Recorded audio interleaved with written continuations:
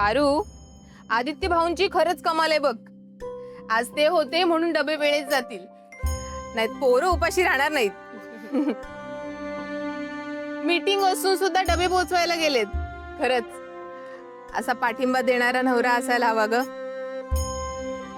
पारू, तुझ्या हातात ना खरंच जादू आहे बघ. इतकं चविष्ट जेवण कुणी बनवत नाही. आणि हो, हे सगळं तुझा नवरा पाठीशी आहे ना म्हणून होतंय. खरंय तुमचं. ते आहेत म्हणून मी आहे. त्यांचा ना मला कायम पाठिंबा असतो बघा. ए पारू, आपण एक पुढचं पाऊल उचलायचं का? म्हणजे मला नाही कळलं. अगं, आपण ऑनलाईन ऑर्डर घ्यायच्या का? ऑनलाईन ऑर्डर आयडिया तर चांगली आहे तुमची, पण मला एकदा आदित्य सरना विचारावं लागेल. सर? अगं पारू, नवऱ्याला कोणी सर म्हणतं का?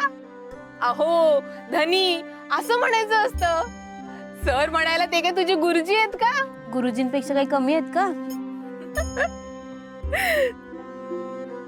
पण पारू, तुझं नशीब खरंच खूप छान आहे बघ. इतका छान, प्रेम करणारा, पाठिंबा देणारा, मदत करणारा नवरा मिळालाय तुला. दिसायला म्हणशील तर अगदी राजकुमारासारखा, आणि बघायला श्रीमंत घराण्यातला, पण जराही गर्व नाही. पारू, खरंच खूप नशिबान आहेस बघ तू. मग माझे धनी आहेतच गुणी.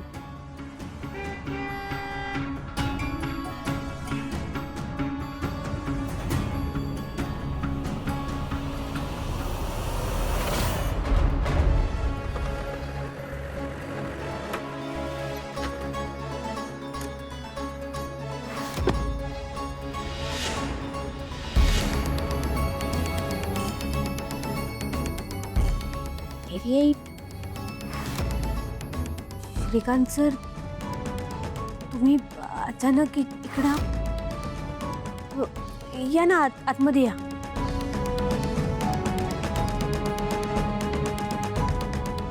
या ना, बसा ना.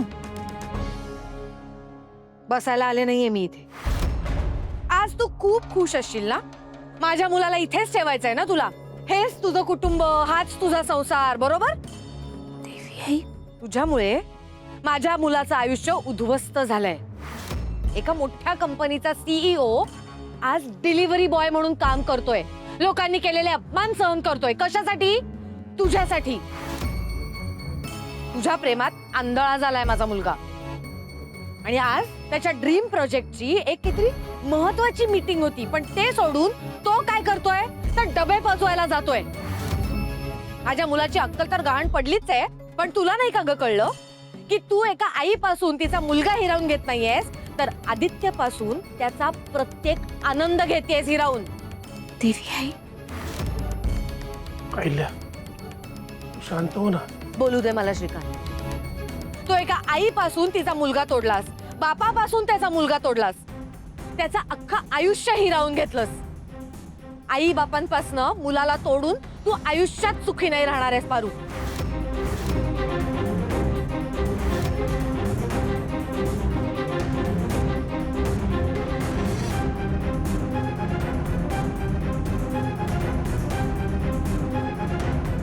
काळजी आहे.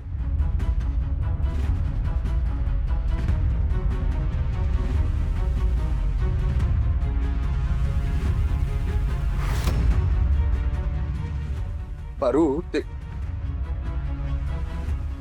पारू, ए काय झालं? का रडतेस तू? आदित्य सर, का हट्ट केला तू?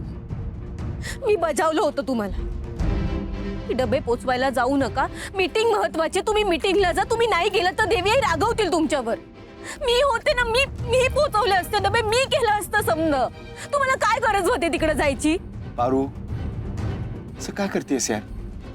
मी तुझं काम हलकं करायलाच गेलो होतो ना. आणि बाईकवर गेल्यामुळे लवकरात लवकर डबे पोचले तर मुलांना किती वेळ तात्काळ ठेवलं असतं जेवणासाठी. मला एक कळतच नाही पारू. मी डबे पोचवायला गेलो, एवढं काय झालं त्यात? आदित्य सर, तुमची गोष्ट वेगळी आहे. तुम्ही आदित्य किर्लोस्कर आहात. किर्लोस्करांची प्रतिष्ठा राखण्याचं वचन दिलंय ना तुम्ही मला. मग आज असं रस्त्यावर उतरून मारामारी कशापाई करत होतात? तुम्हाला असं मारामारी करताना बघून देवी यांना किती वाईट वाटलं असेल याचा विचार केलाय तुम्ही? समत्यांमध्ये त्यांचा अपमान झाला असेल, तुम्ही चुकीचं केलं, तुम्ही नाही करायला पाहिजे होतं असं. एक मिनिट, तुला कसं कळलं? देवी आई आलेल्या घरी त्यांनी सांगितलंय. समजा नाही वरडल्या, मला नाही बोलल्या. तुमचं चुकलं आदित्य सर, तुम्ही नाही करायला पाहिजे होतं असं. मी का तुला रस्त्यावरचा गुंड वाटतो का? चूक त्या माणसाची होती आणि डब्बे पोचवणं गरजेचं होतं. बाहेरून शिकायला आलेली मुलं शहरात अशी उपाशी राहतील मला आवडणार नाहीये ते. पण सर, देवी आई तर ती तिच्या जागी योग्यच आहे, पण म्हणून मी चुकीचा होत नाही. मी जे केलं ते योग्यच केलं आणि तू स्वतःला आणि मला दोष देऊ नकोस. आपली काही चूक नाही यात. आई चिडली आहे आपल्यावर, त्यामुळे ती आपल्यावर राग काढायची एकही संधी सोडत नाहीये. हे तिचं प्रेमच आहे. लवकरच तिचा आपल्यावरचा राग कमी होईल. नको ना काळजी करू. सॉरी, मी उगाच चिडले तुमच्या. ठीक आहे, काय हरकत नाही.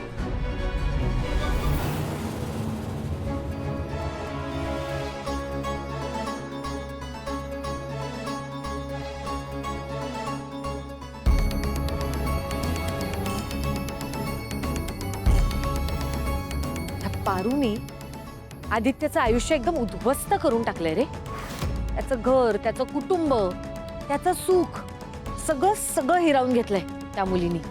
काय अवस्था झाली आहे पारूमुळे आदित्यची.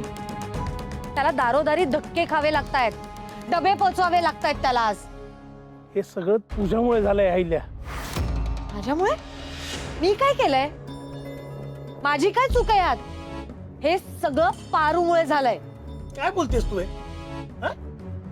त्यांना घरात हाकलून दिलंयस ना तू. आता काय त्यांच्याकडनं अपेक्षा आहे तुझी? तो आदित्य बिचारा मेहनत करून घर चालवतोय, संसार थाटतोय, तर त्यातही प्रॉब्लेम आहे का तुला? ते करू देत ना त्यांना त्यांचा संसार. आणि तसंही तू स्वतःपासून त्यांना लांब केलंयस ना, मग का मध्ये पडतेस त्यांच्या? का मागे लागलीस? श्रीकांत, तुला आदित्यची झालेली अवस्था दिसत नाहीये का? तो इथे त्याच्या घरी असताना कसा होता आणि आता पारूनी त्याची काय अवस्था करून टाकलीये. हे बघ अहिल्या, मला मान्य आहे ते अगदी सुखात नाहीयेत, तरी आनंदात मात्र नक्की आहेत. आणि सुख आणि आनंद या दोन गोष्टी वेगवेगळ्या आहेत हे कदाचित माहिती असेल तुला, हो ना? मान्य आहे त्यांच्याकडे पुरेसे पैसे नाहीयेत, मनासारखं घर नाहीये, गाडी नाहीये, तरीही आनंदानं संसार करतात ते दोघं.